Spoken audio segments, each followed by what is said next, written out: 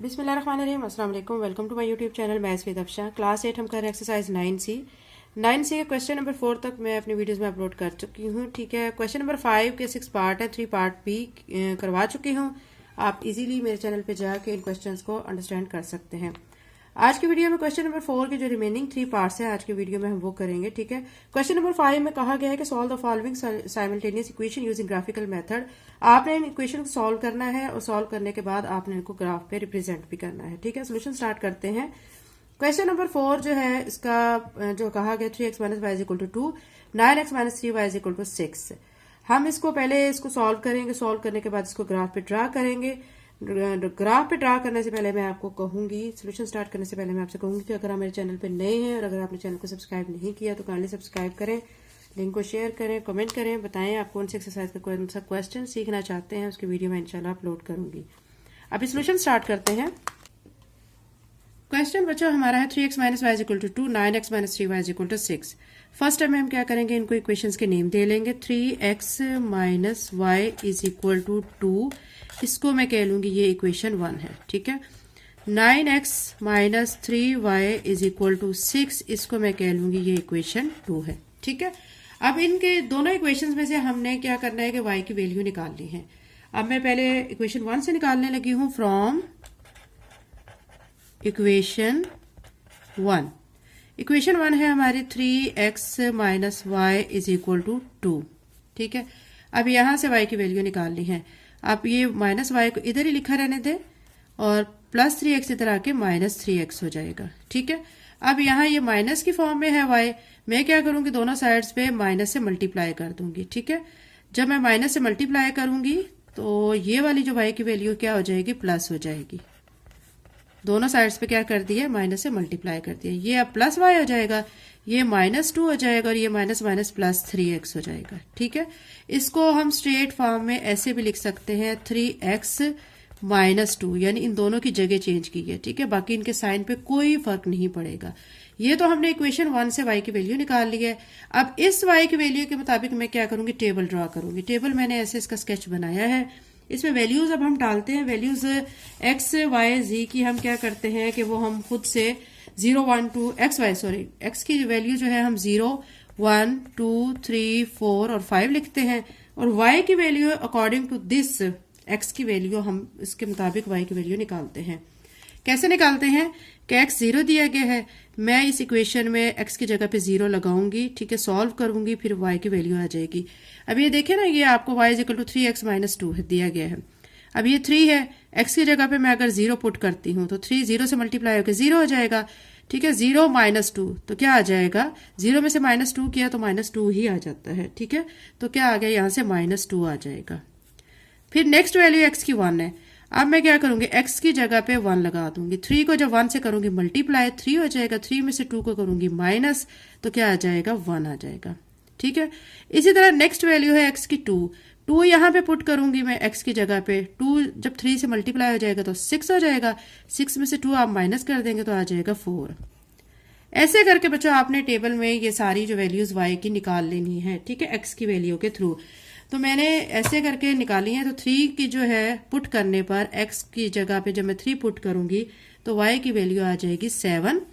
4 put करने पर y की वैल्यू आ जाएगी 10। 5 पुट करने पर y की वैल्यू आ जाएगी 13। ठीक है, ये हमारा एक टेबल बन चुका है इक्वेशन 1 से। अभी हम क्या करेंगे, इक्वेशन 2 जो है उधर से y की वैल्यू निकालते हैं, फ्रॉम इक्वेशन 2। इक्वेशन 2 है हमारी 9x minus 3y is equal to 6। ठीक है, अब क्या करूंगी मैं कि यहां से कॉमन ले लूंगी 3, अंदर बच जाएगा 3x minus y is equal to 6। 3x minus y is equal to 6। ठीक है, अब ये जो 3 है ना, इधर बाहर लिया था, कॉमन लिया था, ये इस तरफ जाके ना डिवाइड हो जाएगा। 3 1 जार 3, 3 2 जार 6, यानी 3x minus Y is equal to 2 आ गया है। अब ये देखिए जो बच्चों ऊपर हमने हमारी जो इक्वेशन थी ना 3x minus Y is equal to 2, यही थी ना ऊपर। आप ऊपर क्वेश्चन में चल के देखें, ये देखें फर्स्ट पे 3x minus Y is equal to 2 ये थी। तो यहाँ पे भी हमारी 3x minus Y is equal to 2 आ गई है। इसको भी जब मैं सॉल्व करूंगी, सॉल्व करने के बाद ये आप देखें ये सारा प्रोसीजर यहाँ पे भी होगा, ये प्रोसीजर करने के बाद यहाँ से y की वैल्यू यही आएगी 3x माइनस 2। ठीक है, तो अब यहाँ पे लिख देंगे y is equal to 3x minus 2। यहाँ से y की वैल्यू यही आ गई है। ठीक है बच्चों, y की वैल्यू आ चुकी है 3x माइनस 2। ठीक है, अब ये वैल्यू भी हमारी सेम है और ऊपर जो हमने इक्वेशन 1 से निकाली थी y की वैल्यू वो भी सेम है। तो उसके लिए जो टेबल बना था y की वैल्यू निकालने के बाद, जो टेबल फ्रॉम इक्वेशन 1 से बना था, ठीक है, वो आपका यहाँ पे भी सेम ही बनेगा क्योंकि दोनों हमारे पास y की वैल्यूज क्या आ रही हैं, सेम आ रही हैं। 3x माइनस 2 यहाँ पे भी आ रहा है इक्वेशन 2 से और इक्वेशन 1 से भी 3x माइनस 2 आया था। दोनों का हमारा टेबल भी फिर सेम बनेगा। तो टेबल जो है अकॉर्डिंग टू जो हमारा इक्वेशन 1 से बना हुआ है उसके मुताबिक मैं इसको ऐसे लिख दूंगी, जो ऊपर बना हुआ है वही वाला आपका नीचे बनेगा, तो इसको ऐसे ही सेम लिख देंगे। ठीक है, ये दोनों टेबल हमारे बन चुके हैं इक्वेशन 1 और इक्वेशन 2 से। अब हम इसको ग्राफ पे रिप्रेजेंट करते हैं।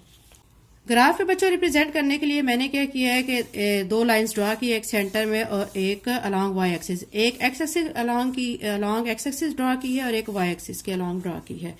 यहाँ पे जो है, यहाँ से सेंटर में हमारा 0 है, यहाँ पे साइड पे x हो जाएगा। ठीक है, यहाँ पे सारी पॉजिटिव वैल्यू x की आएंगी, यहाँ पे सारी x की नेगेटिव वैल्यू आ जाएंगी। और इसी तरह ऊपर जो है हमारी सारी वैल्यू y की पॉजिटिव जाएंगी और नीचे हमारी y की वैल्यू सारी क्या आ जाएंगी, नेगेटिव जाएंगी। तो यहाँ पे मैं -1, -2, ठीक है, ये माइनस वाली फॉर्म में सारी वैल्यूज लिख लेते हैं। उसके बाद अब आपने क्या करना है कि आपके टेबल के मुताबिक आपने यहाँ पे डॉट्स लगाने हैं, फिर उन डॉट्स को करना है ज्वाइन।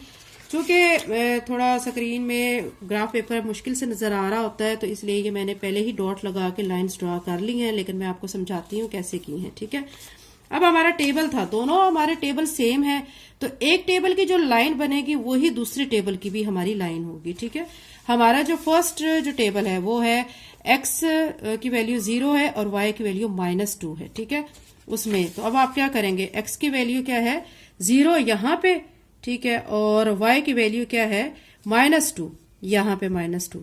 ठीक है, ये आपका आ रहा है, तो यहाँ पे एक डॉट आप लगाएंगे। फिर दूसरी वैल्यू आपकी है 1 और 1, यानी x की भी वैल्यू 1 है तो y की भी 1 है। यहाँ से आप x की आप बिल्कुल सामने इसके स्ट्रेट चलते जाएं, यहाँ से आपका y आ जाएगा, तो यहाँ पे आप एक डॉट लगा देंगे। फिर उसके बाद है 2, x की वैल्यू 2 है, y की वैल्यू क्या है 4 है, यानी ये 2 है, आप इसके सामने चलते जाएं तो ये यहाँ पे y की वैल्यू 4 आ जाती है, यहाँ पे आप लगा देंगे। अब आपने क्या करना है, ये इतना लाइन आप काफी है इसके लिए डॉट्स लगाना। क्या करेंगे, स्केल लेंगे, स्केल से आप इन डॉट्स को आप कर देंगे, लाइन को ड्रॉ कर लेंगे, यहाँ से एक स्ट्रेट लाइन आ जाएगी। अब जो दूसरी लाइन है, ठीक है, दूसरी लाइन भी जाहिर बात है कि सेम टेबल है तो दूसरी लाइन भी सेम ही बनेगी। तो अब यहाँ पे मैंने ये थोड़ी सेपरेट करके इसलिए दिखाई है ताकि आपको ये दूसरी लाइन नजर आ सके।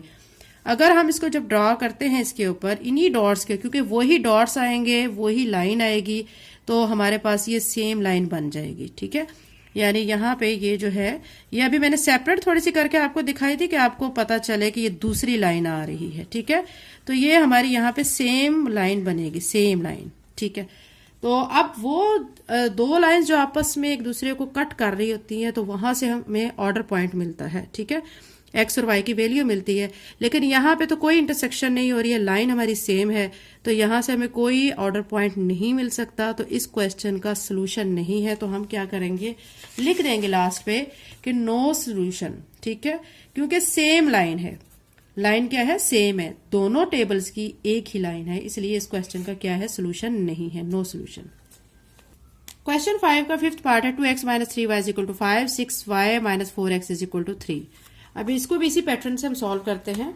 आपको बच्चों ये क्वेश्चन लिखा हुआ है। ठीक है, क्वेश्चन लिखने के बाद आपने सबसे पहले क्या करना होता है, इनको इक्वेशंस को इनको नेम दे लेते हैं हम इक्वेशंस के। 2x - 3y = 5, इसको इक्वेशन 1, 6y - 4x = 3, इसको मैं कह देती हूँ इक्वेशन 2 है। ठीक है, अब हम इक्वेशन 1 और 2 से y की वैल्यू निकालेंगे फ्रॉम इक्वेशन 1। इक्वेशन 1 है हमारी 2x - 3y = 5। यहां से हमने y की वैल्यू निकालनी है, तो मैं क्या करूंगी, -3y को इधर ही लिखा रहने दूंगी, 5 + 2x इधर आके -2x हो जाएगा। ठीक है, फिर ये जो y के साथ -3 मल्टीप्लाई हो रहा है, तो दूसरी तरफ जाके क्या हो जाएगा, ये डिवाइड हो जाएगा। ठीक है, साथ में माइनस का साइन दोनों के साथ आ जाएगा।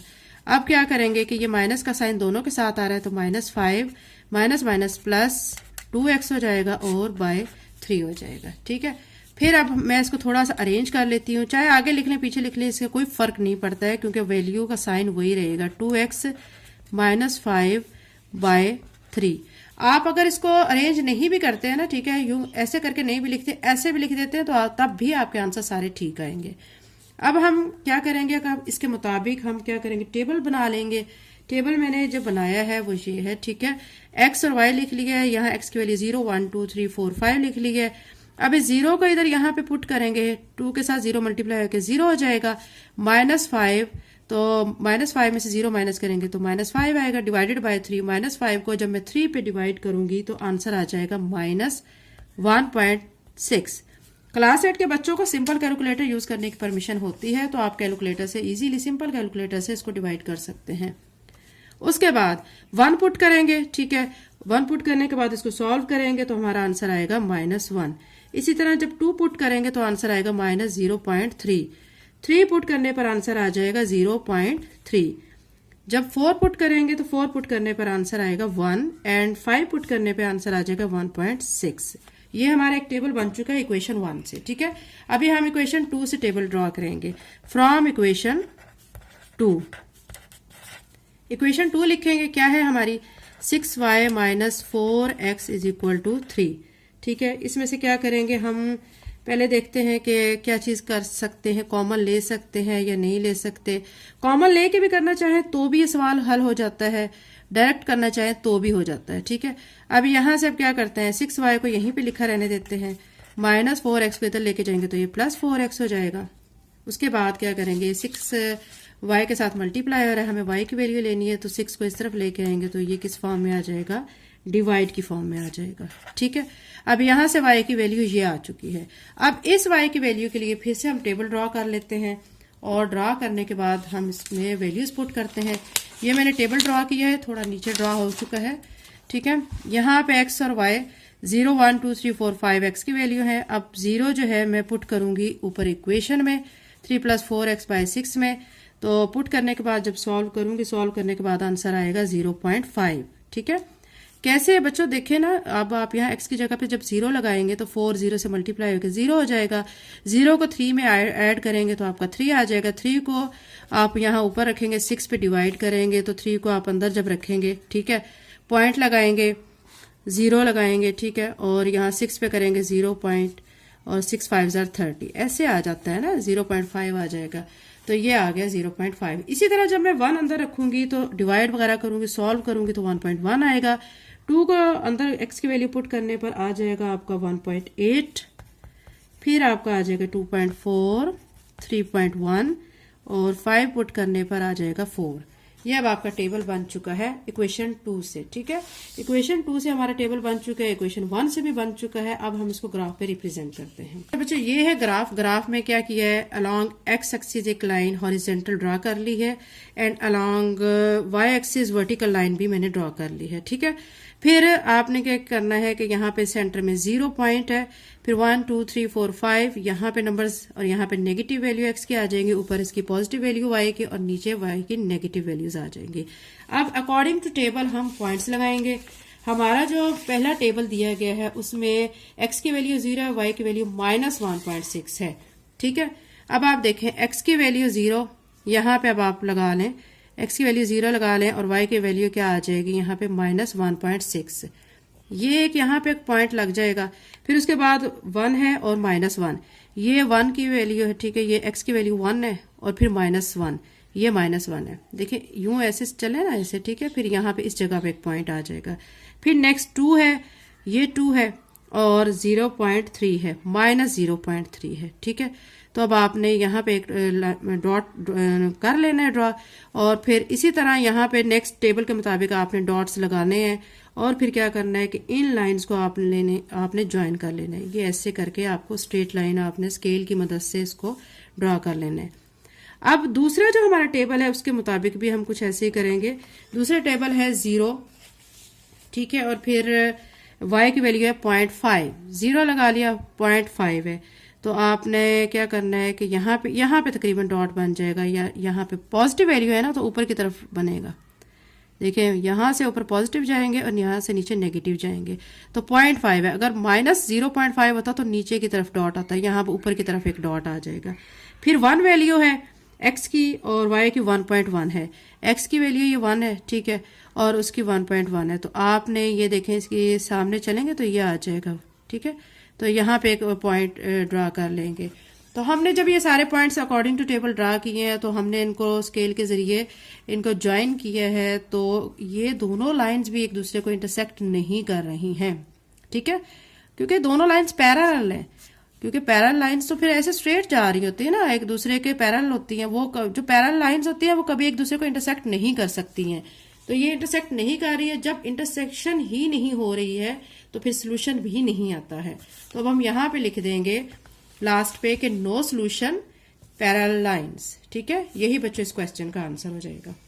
अब बच्चों इसका 6 पार्ट है। क्वेश्चन नंबर 5 का 6 part, x plus y is equal to 1, 3x plus 3y is equal to 15। इसको भी हम इक्वेशंस के नेम दे लेते हैं। x plus y is equal to 1, इसको मैं इक्वेशन 1 कह लेती हूँ।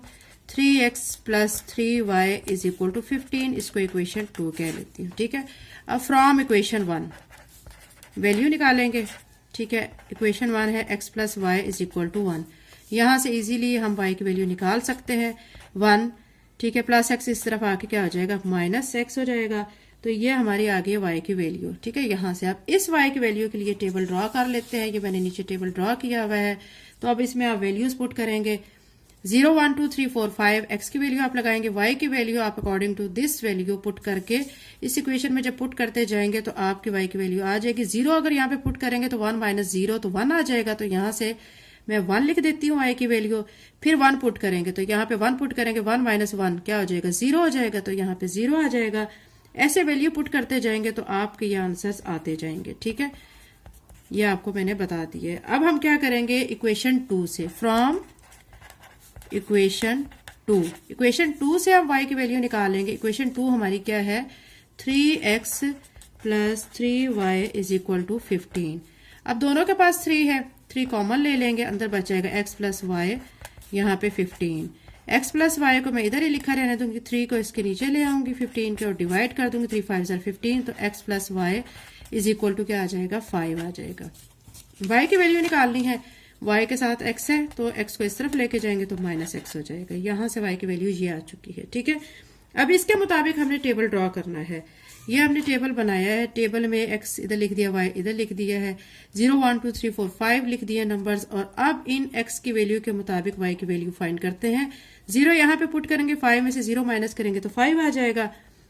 इसी तरह जब 1 पुट करेंगे तो 5 में से 1 माइनस करेंगे तो 4 आ जाएगा। 2 यहाँ पे पुट करेंगे तो 5 माइनस 2 क्या आ जाएगा, 3 आ जाएगा।